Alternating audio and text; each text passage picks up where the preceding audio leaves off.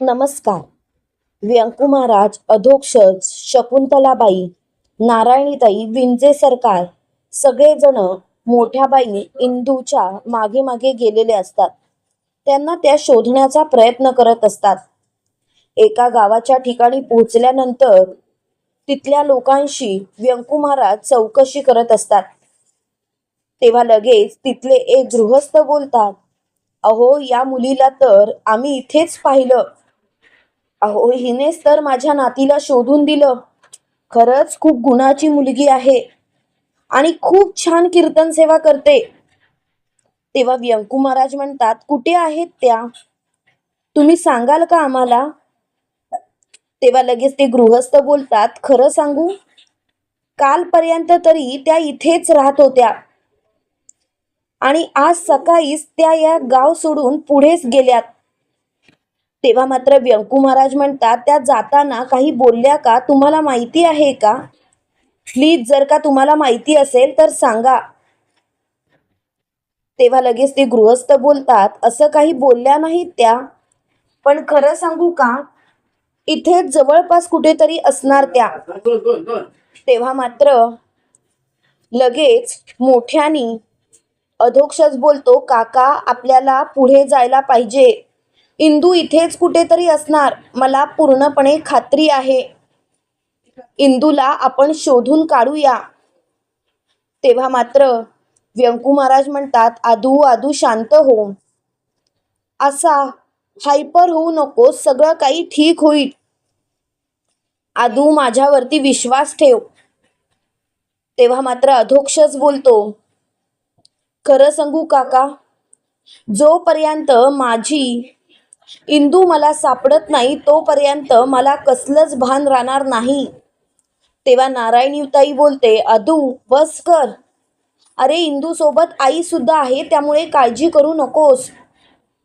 आई इंदूला काहीच होऊ देणार नाही याची मला पूर्णपणे खात्री आहे. कारण आई किती इंदूच्या बाबतीत आता चांगली वागायला लागले, स्वतःच्या डोळ्यांनी तुम्ही पाहिलत ना. तरी सुद्धा तुम्ही असा विचार का करताय? हे ऐकून व्यंकू महाराज बोलतात, अधोक्षज, नारायणी अगदी योग्य बोलतीये. तू स्वतःला शांत कर अधोक्षज, कारण तुझ्याकडे दुसरा पर्यायच नाहीये. तेव्हा ते गृहस्थ बोलतात, मी स्वतः तुमच्या सोबत येतो. खरंच या ताईंनी माझी खूप मदत केली आहे. तेव्हा मात्र सगळे गावकरी व्यंकू महाराजांना म्हणतात, अहो, काळजी करू नका, त्या कुठेही जाणार नाहीत, इथेच थांबतील आणि मी आहे ना, आम्ही सर्वजण तुमच्या सोबत आहोत. चला तुम्ही. इकडे मोठ्या बाई आणि इंदू रस्त्यानी राणीवनी चालत असतात. त्यावेळेला इंदू मोठ्या बाईंना बोलते, मोठ्या बाई, तुम्ही दमल्या आहात खूप, मला दिसतंय. तेव्हा मोठ्या बाई म्हणतात, एवढी सुद्धा मी काय म्हातारी झाली नाही. इंदू, तू उगाचच माझी काळजी करतेस, एवढी तू माझी काळजी करू नकोस. तेव्हा लगेच इंदू बोलते, मोठ्या बाई, अहो, असं काय करताय तुम्ही? मोठ्या बाई, प्लीज समजून घ्या ना. तेव्हा लगेच मोठ्या बाई म्हणतात, खरं सांगू, आता मला कसलीच भीती वाटत नाहीये. त्यावेळेला लगेच मोठ्यानी इंदू बोलते, मोठ्या बाई, भीतीचा प्रश्नच नाहीये, सगळं काही ठीकच होईल. पण प्लीज तुम्ही असा विचारच करू नका. तेव्हा मात्र मोठ्या बाई इंदूकडे बघतात आणि म्हणतात, मी कसलाच विचार करत नाही, कारण मला माहिती आहे इंदू, तू सगळं काही ठीकच करशील. इंदू, आता फक्त आणि फक्त आपल्याला आपला विठुराया भेटला पाहिजे. आणि तेवढ्यात मात्र इंदूच्या समोर गुंड उभे राहतात आणि त्या गुंडांनी चारही बाजूनी इंदू आणि मोठ्या बाईंना घेरलेलं असतं. तेव्हा मात्र मोठ्या बाई इंदूला बोलतात, इंदू, इंदू, अगं, आता काय करायचं? तेव्हा लगेच इंदू बोलते, मोठ्या बाई, घाबरू नका, सगळं काही व्यवस्थित होईल. तुम्ही काळजी करू नका. आणि ती मोठ्याने बोलते, काय चाललंय तुमचं? कोण आहात? कोण तुम्ही? तेव्हा लगेच ते गुंड बोलतात, आता बरी तावडीत सापडलीस, आता मात्र तुझी इथून सुटका नाही. तेव्हा लगेच इंदू बोलते, काय चाललंय तुमचं? अहो, असं का वागताय तुम्ही? प्लीज तुम्ही आमच्या आयुष्यातून जा बघू निघून. आम्ही काय वाकडं केलंय तुमचं? मोठ्या बाई हात जोडतात आणि म्हणतात, अरे बाबांनो, आम्ही तर काहीच वाकडं केलं नाही तुमचं.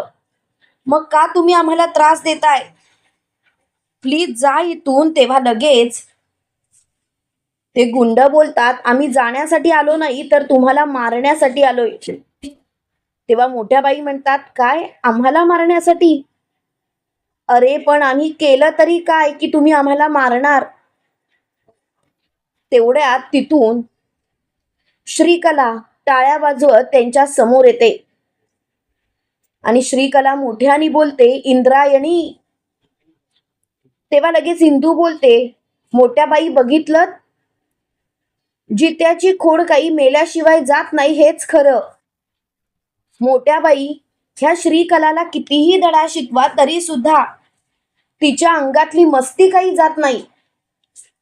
तेव्हा लगेच मोठ्या बाई म्हणतात, जाऊ देत ना.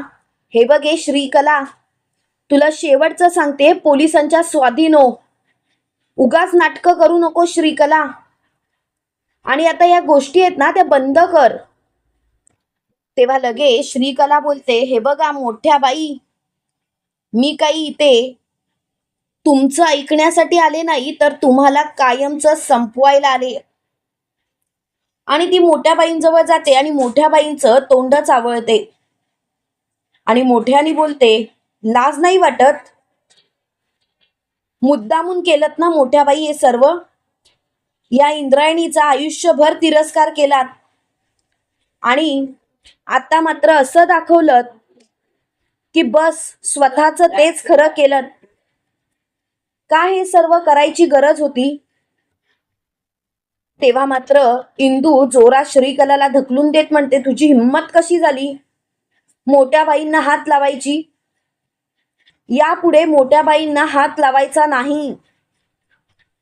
तेव्हा लगेच श्रीकला म्हणते, बघताय काय, संपून टाका यांना. आणि लगेच ते गुंड इंदूच्या डोक्यावरती काठीने मारायला जातात. तेवढ्यात मात्र तिथे अधोक्षजची दमदार एंट्री होते आणि अधोक्षज गुंडांशी 4 हात करत इंदू आणि मोठ्या बाईंचा जीव वाचवतो. तेव्हा मात्र व्यंकू महाराज सगळेजण गुंडांशी 4 हात करत असतात आणि त्याच वेळेला शकुंतला आणि नारायणीने श्रीकलाला मात्र गच्च पकडून ठेवलेलं असतं. श्रीकला म्हणत असते, सोडा सोडा मला. काय चाललंय तुमचं? तुम्ही मला अशा पद्धतीने नाही पकडू शकत. तेव्हा लगेच मोठ्यानी शकुंतलाबाई म्हणतात, लाज नाही वाटत असं बोलताना? श्रीकला, अगं तुझ्यामुळे माझ्या आयुष्यातील खूप मोठा आनंद हिरावून घेतलास. श्रीकला, आजपर्यंत मी माझ्या गोपाळकडून आई हा शब्द ऐकण्यासाठी कायम उत्सुक होते, पण तू मात्र तो आनंद हिरावून घेतलास आणि त्यासाठी मात्र मी तुला कधीच माफ करणार नाही. श्रीकला, तुला असं वागायची गरज काय होती? माझ्या गोपाळला मारलंस तू. माझ्या त्या दिवशी तर तू मंदिरातून पळालीस, त्यामुळे मला तुझ्याशी वाईट वागता आलं नाही, पण आता मात्र मी तुला सोडणार नाही. आणि शकुंतलाबाई श्रीकलाच्या सटासट सटासट कानाखाली मारतात. त्यावेळेला मात्र शकुंतलाबाई खूपच चिडलेल्या असतात. गुंड मात्र तिथून पळालेले असतात. त्याच वेळेला लगेच व्यंकू महाराज म्हणतात, शकू शकू, अगं शांत हो. काय चाललंय तुझं शकू? स्वतःला जर का शांत केलंस तर बरं होईल. आणि शकू प्लीज या गोष्टींचा विचार करू नकोस. तेव्हा मात्र शकुंतलाबाई मोठ्याने बोलतात, विचार करू नको? अहो, या मुलीमुळेच माझ्या आयुष्यातील खूप मोठा आनंद माझ्यापासून लांब झाला. काय गरज होती हिला माझ्या मुलाला मारायची? काय कमी केलं होतं मी, सांगा ना. सगळं काही हिच्या म्हणण्यानुसार वागत होते. त्यावेळेला लगेच व्यंकू महाराज म्हणतात, शकू, काही गोष्टी आपल्या हातात नसतात आणि ज्या गोष्टी आपल्या हातात नसतात ना त्याचा विचार करायचा नसतो. शकू, शकू तू असं का वागतेस? शकू, अगं या मुलीचा विचार करू नकोस. तेव्हा लगेच शकुंतलाबाई म्हणतात, मी हिचा नाही विचार करत. हिने माझ्या गोपाळला संपवलं आणि ते मात्र मी कधीच विसरणार नाही आणि याची शिक्षा मात्र मी तिला देणारच. तेव्हा मात्र व्यंकू महाराज मोठ्याने बोलतात, शकू बस, शिक्षाच द्यायची आहे ना तर एक गोष्ट लक्षात ठेव, कितीही काहीही झालं तरी सुद्धा अशा पद्धतीने वागलेलं मला सहन होणार नाही आणि तुझं हे सगळं नाटक बंद कर शकू. मला खरंच या गोष्टीचा खूप त्रास होतोय शकू. तेव्हा मात्र मोठ्यानी इंदू बोलते, शकुंतलाबाई, तुमचं सगळं वागणं बरोबर आहे, पण कितीही काही झालं तरी सुद्धा तुम्ही स्वतःचे हात का खराब करून घेताय? काय गरज आहे स्वतःचे हात खराब करायची? एक गोष्ट लक्षात ठेवा, आता मात्र या गोष्टी मात्र विसरा. त्यावेळेला लगेच शकुंतलाबाई म्हणतात, इंदू, इंदू अगं तू मला या गोष्टींमध्ये समजावतेस पण या श्रीकलाला मात्र धडा नाही शिकवत. तेव्हा लगेच इंदू बोलते, श्रीकलाला धडा शिकवणारी मी कोण आणि मी का श्रीकलाला धडा शिकवायचा? खरं सांगू, मला तिच्याशी बोलायची सुद्धा इच्छा राहिली नाही. जे खरं आहे ते खरं आहे आणि श्रीकलाला तिच्या पापाची शिक्षा मिळणारच.